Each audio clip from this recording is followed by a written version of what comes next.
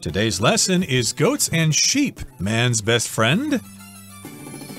Hi, everybody. I'm Roger. And I'm Mike. We're talking about goats and sheep, very common farm animals, but we're also asking a question here. We're not telling you they're man's best friend, which could be controversial because I think most people would say a dog is man's best friend, right? Dogs have often been given that title through history. That's why we're asking this as a question, all right? So that's going to sort of pique your interest and make you curious to read the article. Why would goats and sheep be man's best friend? I would say of all the animals around, I mean, I eat more chicken than I eat goat. I eat more beef than I eat sheep. I have cats. I've had a dog before.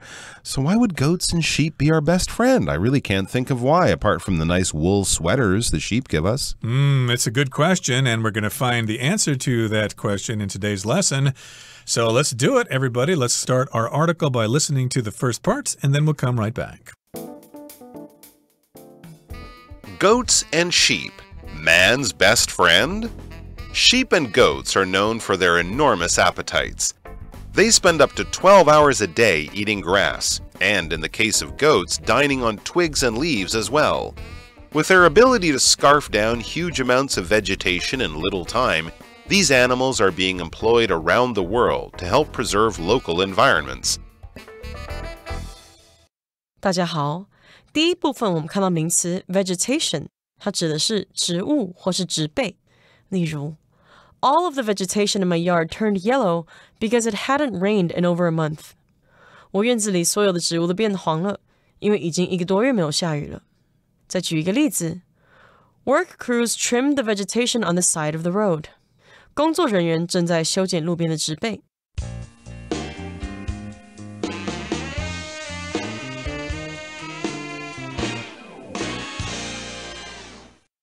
Okay, let's begin by discussing the title of today's article. We've got goats and sheep. I did want to mention that how we count goats is 1 goat, 2 goats, okay? But with sheep, it's different. The word remains the same, whether it's singular or plural. 1 sheep or 2 sheep or 3 sheep, etc. And the same rule applies to moose, I believe, and other kinds of animals, but not to goats. You have to say 1 goat and 2 goats. But we're asking the question, are goats and sheep man's best friend? All right, we see an example of what Roger was just explaining in our first sentence. Sheep and goats. Notice it's not sheeps and goats, no, because we don't make a sheep plural like that. We just say sheep and goats, and it says they are known for their enormous appetites. That's right, they're kind of famous for being able to eat a lot, and almost, I think, especially with goats, eat almost anything. They're kind of known to be equal opportunity eaters. Goats are famous for eating people's clothing and for eating books and for eating almost anything because they have an enormous appetite and they have a very wide-ranging appetite that includes almost anything they can get their mouth around. It says they spend up to 12 hours a day eating grass and, in the case of goats, dining on twigs and leaves as well. Wow, so that's just out in the wild. Goats will eat twigs and leaves as well. They both spend a lot of time of their day eating grass, as animals often do when they eat grass, because there isn't a lot of nutrients in the grass, so they need to eat large amounts of it. But with goats, they will expand their dietary list, or expand their menu, I guess you could say, by having them dine on twigs and leaves as well. When you're dining on something, you're eating something. It's just a fancy way of saying eating something. You might say, you know, at the baseball park, we ate hot dogs, but when we went to the wedding, we were dining on caviar and lobster, or something like that. I guess you could dine on hot dogs at the baseball game, but it might be a little bit too fancy. In this case, though, the goats are eating or dining on twigs and leaves. Leaves, of course, are the green things that grow on bushes and trees. Twigs are the little brown things on the bush or the tree that holds the leaf. So it's kind of like a branch. Trees, we usually have the trunk, which is the large, thick main body of the tree that grows out of the ground. And off the sides of the trunk of the tree, we will have branches. Those are slightly thinner, but still fairly thick, maybe about the size of your arm. And a twig, though, is much, much thinner, much smaller, thinner maybe even than your fingers, and that's where you'll find the leaves. So those little bits of wood that the leaves are on, the twigs of the tree, are good eating for a goat, I should say. Sheep just limit themselves to grass, but goats let them have twigs and leaves. And with their ability to scarf down huge amounts of vegetation in little time, these animals are being employed around the world to help preserve local environments. So with their ability to scarf down huge amounts of vegetation, because they have this ability, because they can scarf down lots of food, they're being used around the world for a particular purpose. So here we've got a slang phrase, to scarf down, which means to eat something with a ravenous appetite. You could say chow down as well. We often hear kids saying that, hey, let's go chow down on dinner now. It's time to eat. I'm hungry. And you can also say chow down or scarf down. It just basically means to eat rather quickly and maybe with a lot of noise added in. Nom, nom, nom, nom, nom. We could also say wolf down, like eat like a wolf, taking huge bites and swallowing huge amounts. So that's basically what goats are doing, and sheep as well. The sheep are scarfing down the grass. The goats are scarfing down not only grass, but twigs and leaves. And this is, of course, vegetation. Anything that grows from the ground that is a plant of some kind would be vegetation. All right, so we can talk about vegetation being the grass on a field. It could be the trees in a forest. It could be the bushes in a jungle. But if it's green and it's growing, it's a type of vegetation. So they eat huge amounts of this. If you release just a few goats in a field, they will basically cut the grass through the course of the day, and most of it will be eaten up by these very hungry animals. So it says these animals are being employed around the world to help preserve local environments. So it's not just farmers letting them wander around to grow meat, to grow the wool on a sheep, or to get maybe milk from a goat. It's not just for the sort of typical expected farming reasons that these animals are kept. No, they're also being kept to help preserve local environments. There's something about the way that they eat so efficiently and in such large amounts that can actually help to preserve or protect local environments, local ecosystems. And we're going to find out all about that and how they can even help save lives in the next part of our article. In California, where recent wildfires have destroyed vast regions of wilderness, sheep and goats have earned the reputation of being nature's four-legged firefighters. In spring, flocks are sent to fields and mountainous areas to clear vegetation that would otherwise dry up and become a fire hazard in summer. And these animals are truly efficient at their job of wildfire prevention. While sheep can eat their way through acres of grass each day, goats, being quick and clever, are able to reach areas that would be inaccessible to, say, horses and cows. Goats also have tough stomachs. Hence, they can eat plants that would be toxic to other animals. Elsewhere in the world, sheep have been recruited to help bring back a piece of history. In the Italian town of Pompeii, a flock of 150 sheep is playing a key role in a government initiative to restore ancient vineyards. Buried for centuries after Mount Vesuvius erupted in 79 AD, these vineyards were also covered by tall grass. By feeding on the grass, the sheep are helping the vineyards see the light of day once again. 第二部分我们看到形容词 mountainous， 它的意思是有山的或是多山的。例如 The northern part of that country is snowy and mountainous. 那个国家的北部常积雪覆盖且多山。又或者说 I grew up in a mountainous region, so I went hiking and camping a lot. 我在山区长大，所以经常健行和露营。再来我们介绍副词 otherwise， 它指的是在其他情况下或是以另外的方式。例如 As a photographer, Jim tries to capture things that might otherwise go unnoticed. Jim 作为一名摄影师，试图捕捉其他情况下可能被忽视的事情。或者 All of the sales clerks are helping customers or otherwise busy. 所有的店员都在协助顾客或有别的事在忙。另外这个副词也有否则的意思。举例来说 You should leave now, otherwise you'll be late. 你现在应该离开了，否则你会迟到。再举一个例子 You should bring an umbrella, otherwise you'll get wet in the rain. 你应该带把伞，否则你在雨中会淋湿。接下来我们看到名词 hazard， 它的意思是危险物或是危害物。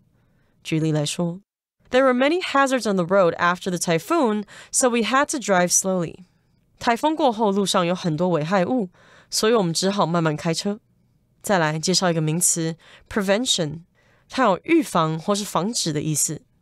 例如 The organization shot an advertisement to promote the prevention of forest fires. 该组织拍了一支广告来提倡预防森林火灾。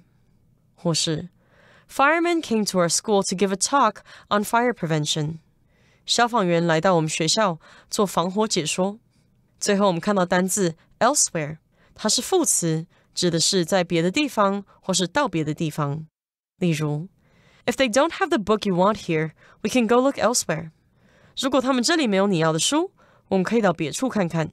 或是 My favorite restaurant was closed, so I had to go elsewhere. 我最爱的餐厅关门了，所以我不得不去别的地方。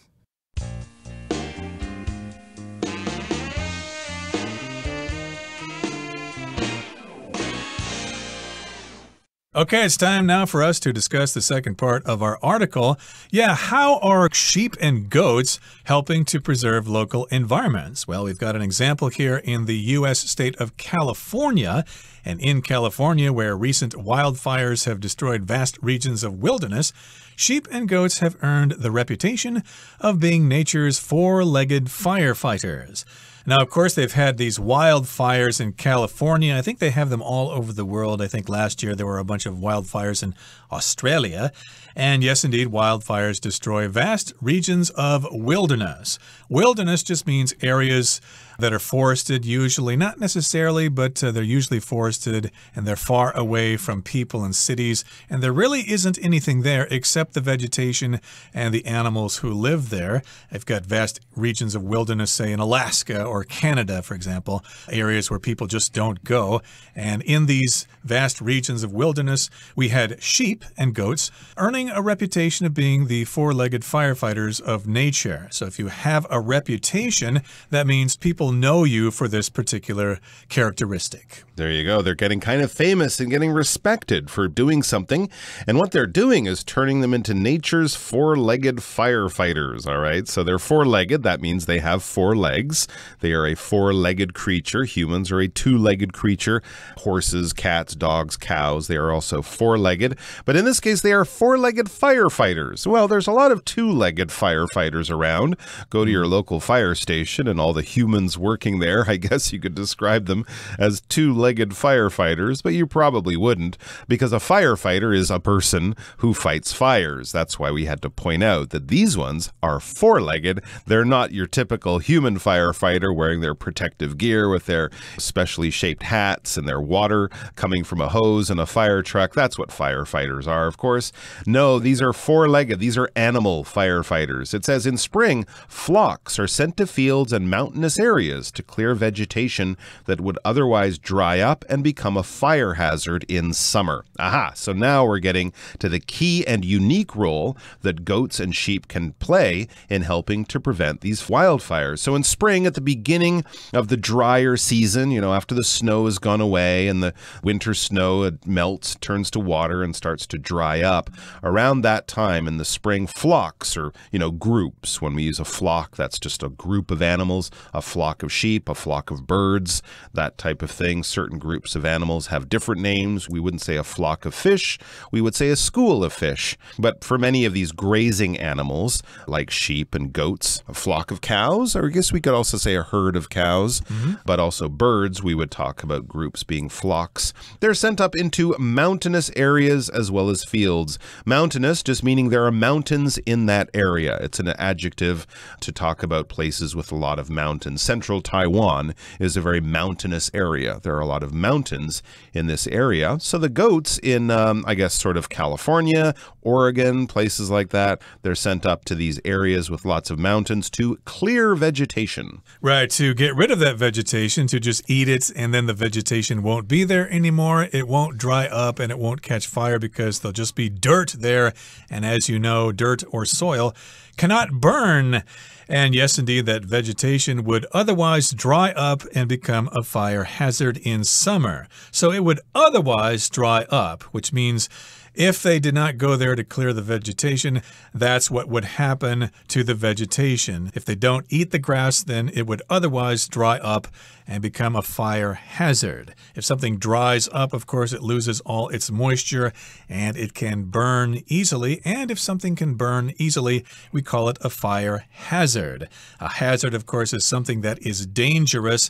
So indeed, there is a risk of a fire starting if you have all that dried vegetation around, just waiting for a careless campfire builder or a strike of lightning.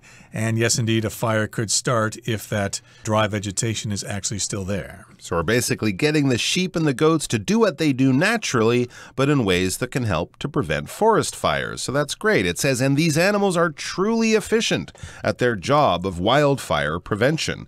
So they're truly efficient. They're really good at this. They can eat a lot of grass off these mountainsides very quickly in a very short period of time. So it's not something where they have to let them go at it for months. It might just be a matter of days or weeks, and they've cleared whole areas, and this can really help with the job of wildfire prevention.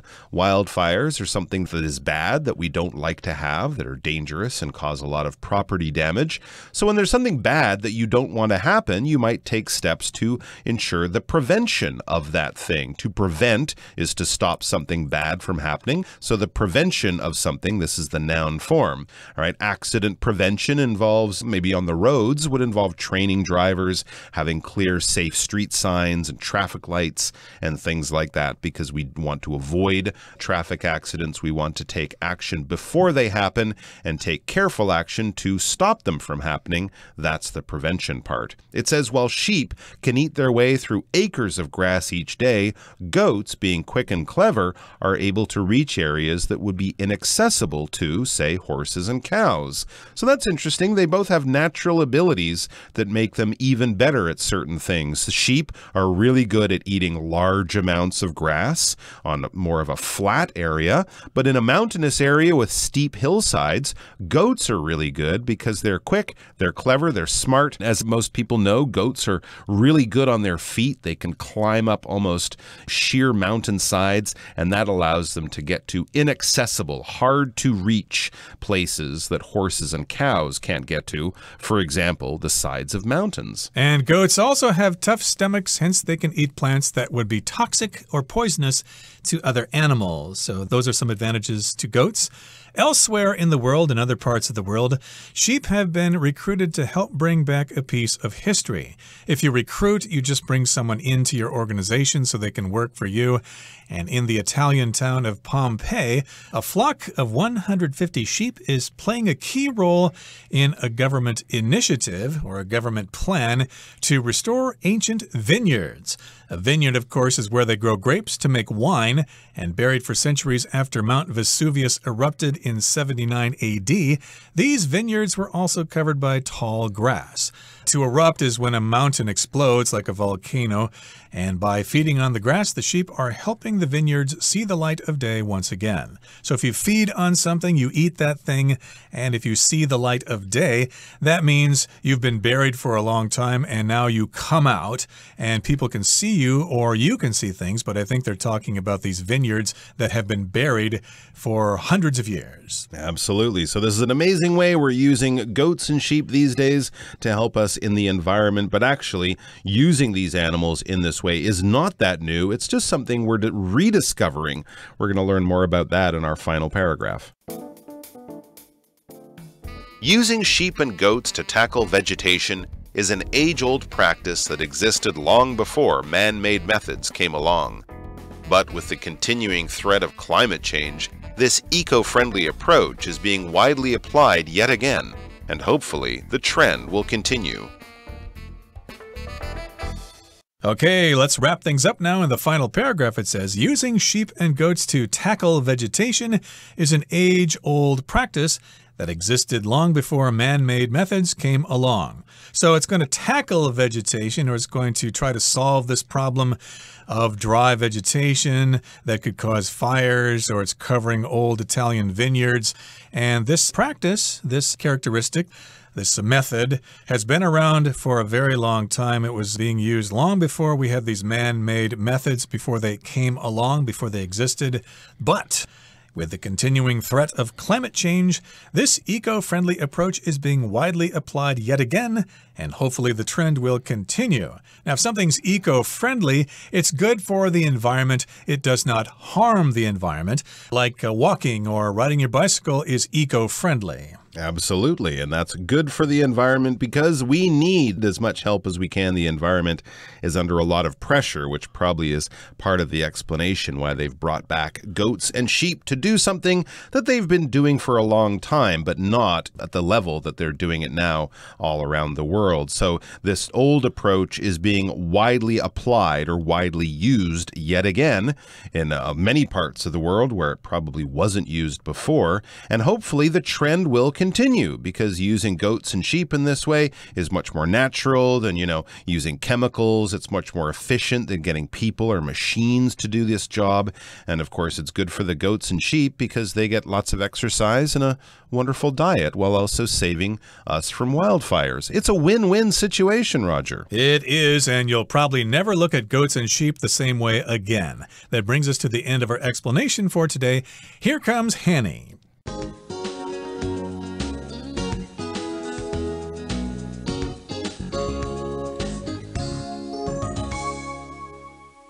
各位同学大家好，我是 Hanny。 我们今天要来练习文意选填的题型。那先来快速的浏览题目的10个选项。 A. Recruited， 这个 recruit 当动词它有招募征召的意思，那么 recruited 它可以是 recruit 的过去式或过去分词，那过去分词的话还可以当形容词来描述它是招募的或是被招募的。 B. Reputation 是名词，表示名望、声誉。 C. Scarf down 它是片语动词，可以表达狼吞虎咽的吃，那这个片语是做及物用。 D. Efficient 是形容词，形容有效率的、效率高的。 E. Initiative 它是名词，可以表达新措施啊、倡议的意思。 F. Applied， 我们先看到 apply 当动词，它有申请、应用、涂啊、敷等等的意思。那么 applied 可以是 apply 的过去式或过去分词，那它的过去分词还可以当形容词用。那么 applied 常常是用来描述应用的、被应用的那种意思。好 G. Tough 它是形容词的话，是表达坚固的、结实的，或者是艰苦的、困难的等等，有很多意思。它也可以当副词表示强硬的，也可以当动词来表达那种忍受忍耐的语义，可是这时候它常常会用 tough it out 来表达撑过去、熬过去。那么它当名词的话，则是指粗暴的人、暴徒，所以这个选项真的比较棘手，蛮 tough 这个选项。好，再看到 H tackle， 它当名词表示用具、装备，那么当动词的话，可以表达应付、处理、应对。好，这个单字如果把它用在运动方面的话， tackle 可以当名词或动词来表达阻截或是铲球的意思哦。再来 I. Inaccessible 它表示无法进入或是到达的、无法取用的，是当形容词。那么 J. Dry up 是片语动词，表示干枯、干涸，它有及物跟不及物的用法。那现在看完选项，我们来做题目吧。好，第一题他说 With their ability to conquer huge amounts of vegetation in little time, these animals are 点点点。我们看到这个句子，它其实用到 with 名词、逗号、主词加动词的句型，去表达有了什么什么，由于什么什么。那这边就是用 with 加名词，可以用来说明条件或原因，而句子用 with their ability。ability 是能力，后面常常会接 to 加原形动词来描述是什么样的能力，所以我们现在就看到空格前面有 to， 后面则是有名词片语 huge amounts of vegetation， 我们就可以判断空格里面要填入是可以作为及物用法的原形动词或者是片语动词。那符合的选项有 C. Scarf down， H. Tackle， J. Dry up。 根据语义，正确答案就是选 C. Scarf down， 可以表达狼吞虎咽的吃。好，第二题他说点点点 Sheep and goats have earned the 空格 of being nature's four-legged firefighters。空格前面看到定冠词 the， 然后后面有介系词 of， 我们可以推断空格里面是要填入名词。符合的选项有 B reputation， E initiative， G tough，H tackle。 那根据语义，正确答案是要选 B reputation， 名望声誉，那就可以用来说明绵羊和山羊得到了自然界4角消防员的这个名声咯。好，第3题他说 Flocks are sent to fields and mountainous areas to clear vegetation that would otherwise 空格 and become a fire hazard in summer。 句子里面的 that would otherwise 空格点点点点一直到句子结尾，这部分是关系子句，用来修饰前方的先行词 vegetation。 那么空格前方是 would otherwise， 然后后方是 and 加原形动词 become， 这表示我们这个空格就是要填入一个原形动词或是片语动词，然后它是没有受词的，所以是不及物用法哦。符合的选项就只有 J dry up。第4题他说 And these animals are truly 空格 at their job of wildfire prevention。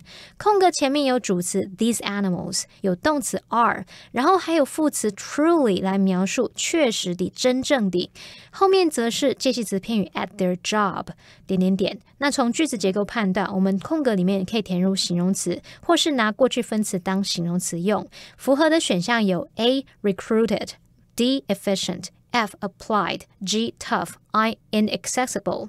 根据语义呢，正确答案是 D efficient， 用来表达这些动物在预防野火上确实很有效率。好，第5题他说 Goats being quick and clever are able to reach areas that would be 空格 to say horses and cows。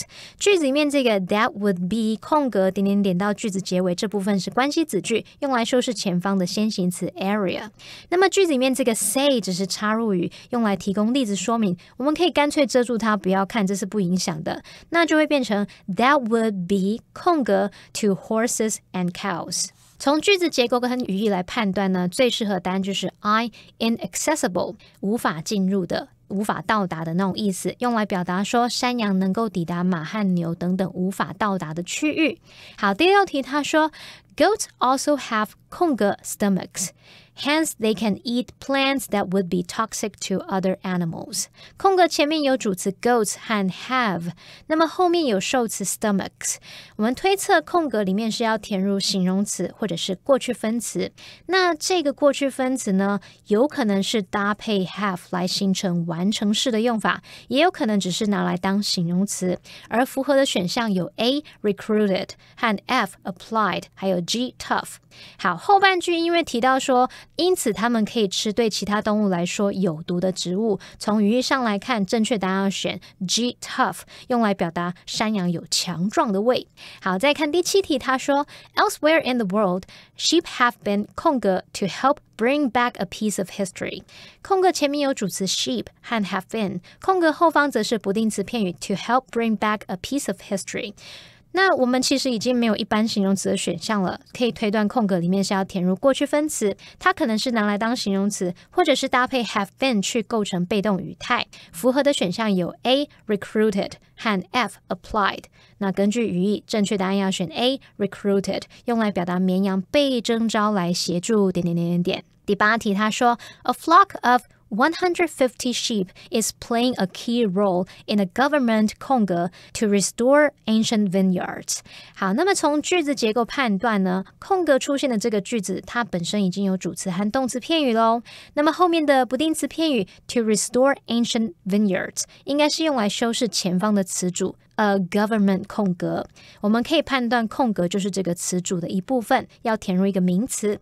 符合的选项有 E initiative， H tackle。 那根据语义应该是 E initiative， 可以用来表达一项政府的新措施。好，再来看到第9题他说 Using sheep and goats to 空格 vegetation is an age-old practice。 从句子结构判断 using sheep and goats to 空格 vegetation 这部分是主词，那么后面 is 是动词，空格则是出现在 to 和 vegetation 之间，我们就可以判断它是要填入原形动词哦。那符合的选项只剩下 H tackle， 它也符合语义，所以是正确答案。最后第10题 This eco-friendly approach is being widely 空格 yet again 空格前面它有 is being widely 这个 be 动词搭配 being 常常用来构成进行式的被动语态我们就会用 be being 加上过去分词 pp 去表达某动作正在被进行在某些情况下 be being 也是可以接形容词或者是接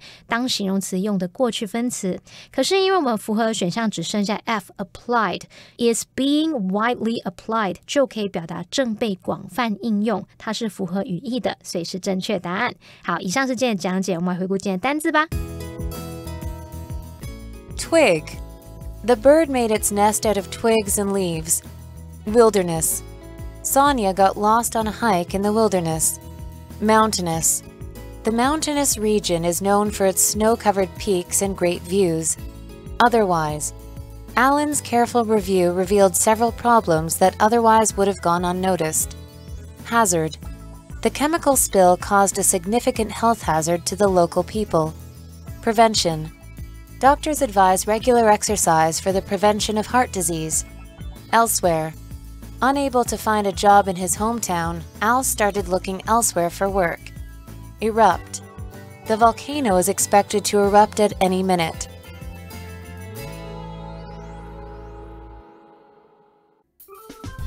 Well, that brings us to the end of another edition of our program, and please make sure you join us again next time. From all of us here, I am Mike. I am Roger. See you next time.